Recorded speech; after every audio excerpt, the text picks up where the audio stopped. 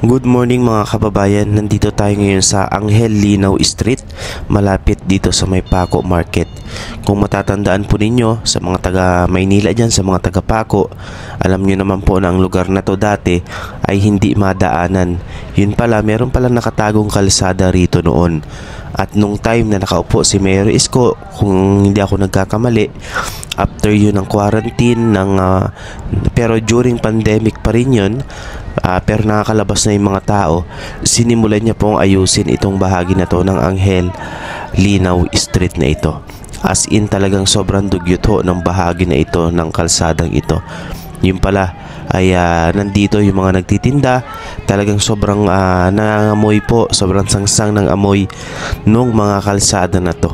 As in talagang sobra ho. So nung inayos po to ay nagpatayo din naman si Mayor Isko ng building na kung saan ay nandun yung wet and dry foods.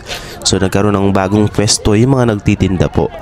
So mapapansin ninyo ay kahit paano ay nagagamit na po itong kalsadang ito.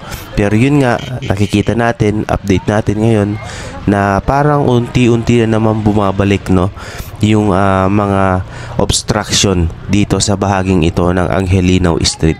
Mapapansin ninyo, naging parking space na rin ng mga sasakyan, yung iba po mga nagtitinda nandito sa bandang gilid, pero hindi naman natin sila siyempre pinagbabawalan dyan, hindi naman natin sila sinisita dahil nakakaabala sila.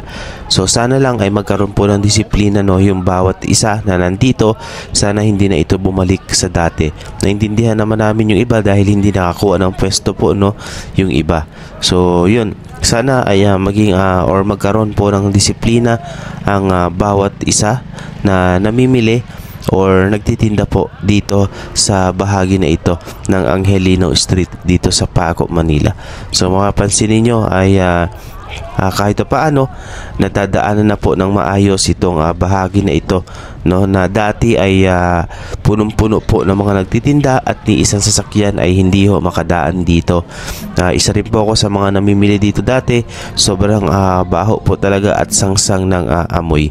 So shout out po sa mga taga Batang Maynila, sa mga taga Paco dyan na malapit lang din dito. Alam ko po, alam nyo din yung sitwasyon dito. Kaya simula nung umupo si Mayor Isko ay inayos niya talaga, hindi lang dito sa Paco Market, maging sa ibang bahagi ng Maynila katulad na lang ng Divisoria at marami pang iba.